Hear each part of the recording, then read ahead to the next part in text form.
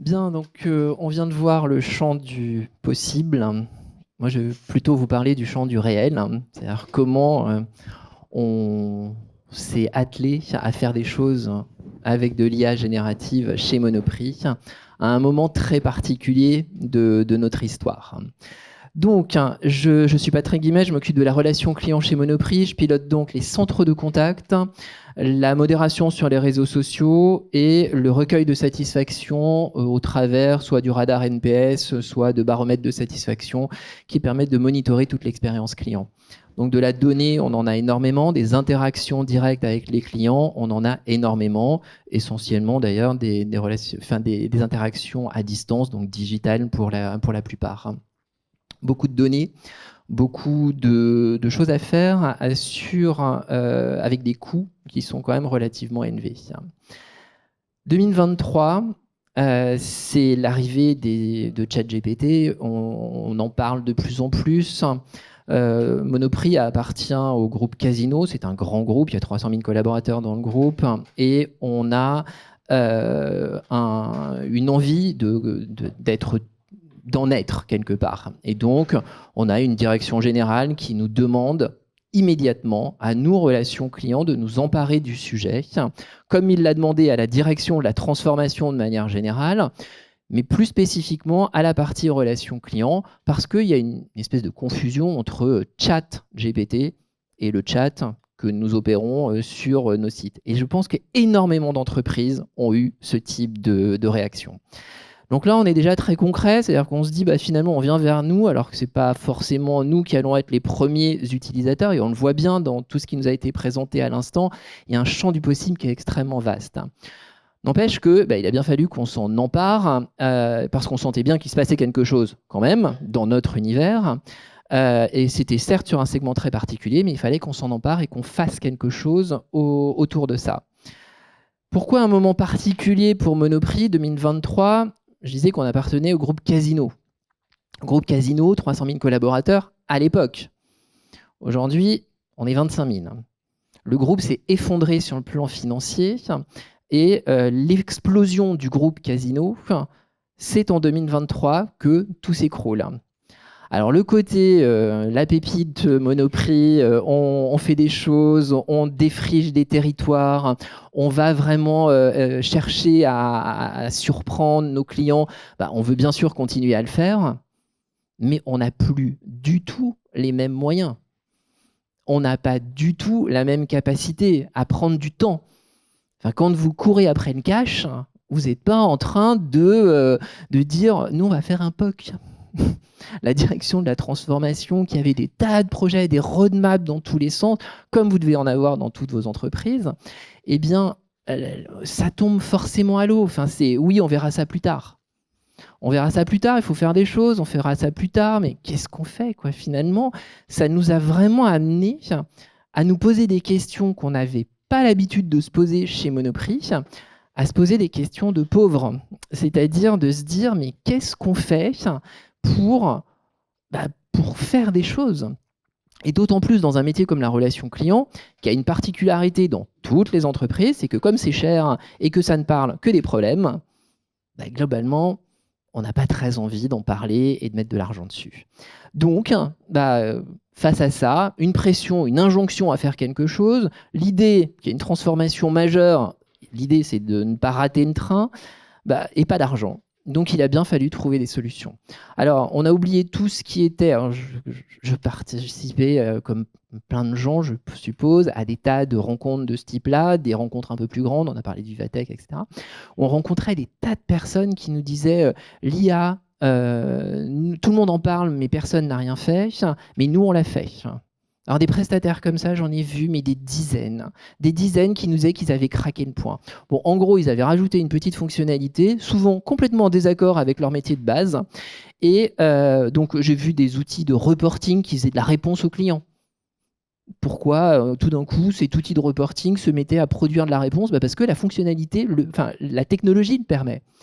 Donc là, j'ai évacué toutes ces entreprises qui voulaient faire de l'IA pour de l'IA, qui finalement étaient dans la même problématique que moi, ne voulaient tout simplement pas être totalement déclassées. Et finalement, on a fait le bilan de tout ce qui pouvait être fait dans l'univers de la relation client à distance.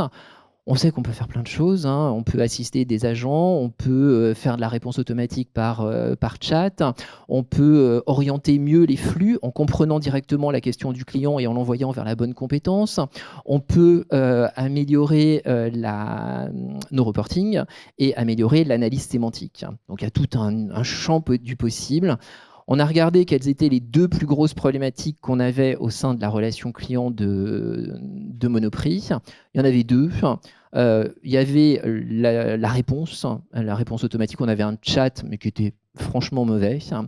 Et on avait énormément de données, et notamment non structurées, avec du verbatim, et il fallait qu'on en fasse quelque chose.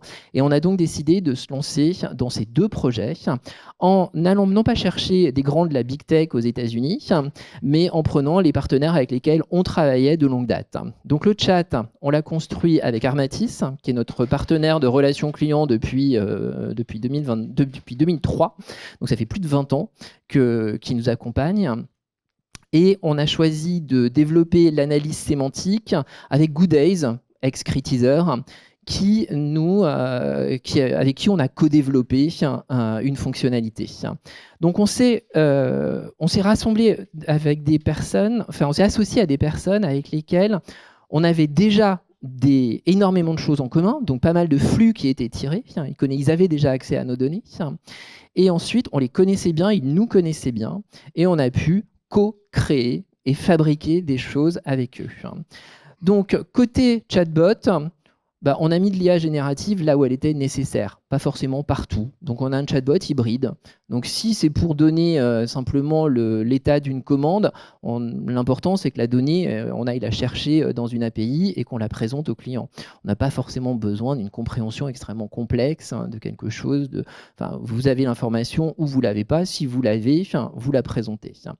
En revanche, pour ce qui était de la simple reformulation des FAQ, alors là, évidemment, il y a eu, grâce aux IA génératives, des choses qui étaient vraiment bluffantes et qui fonctionnent très bien, qui font qu'aujourd'hui, quand un client nous pose une question sur notre chatbot, il a les défauts de tous les chatbots, c'est-à-dire qu'il ne répond que quand il a une information qui lui a été donnée ou qui lui est disponible. Mais en revanche, 9 fois sur 10, elle est quand même beaucoup mieux structurée. Donc aujourd'hui, le chatbot qui est en place sur le site de Monoprix, il n'y a pas plus d'utilisation, ça n'a pas révolutionné le système, mais en revanche, on a amélioré la qualité des réponses et on a beaucoup moins de clients qui hurlent. Alors ça ne veut pas forcément... Et on a aussi fait baisser le taux d'escalade vers le service client. Il faut imaginer que l'ancien chatbot, on avait à peu près 40% des messages qui remontaient vers le service client. C'est un tout petit peu moins.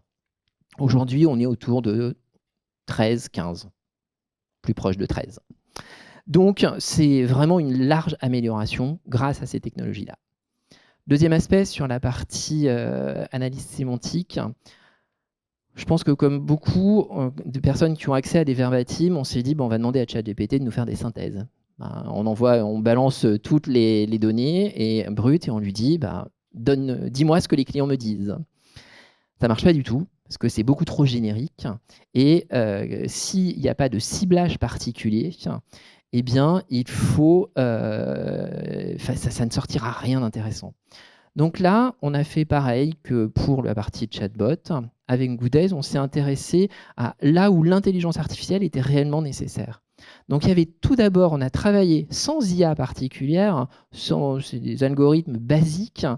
On a fait des catégorisations de verbatim et on a corrélé des thématiques au NPS. Donc on peut savoir si une thématique est fortement représentée et si elle est fortement contributrice au NPS.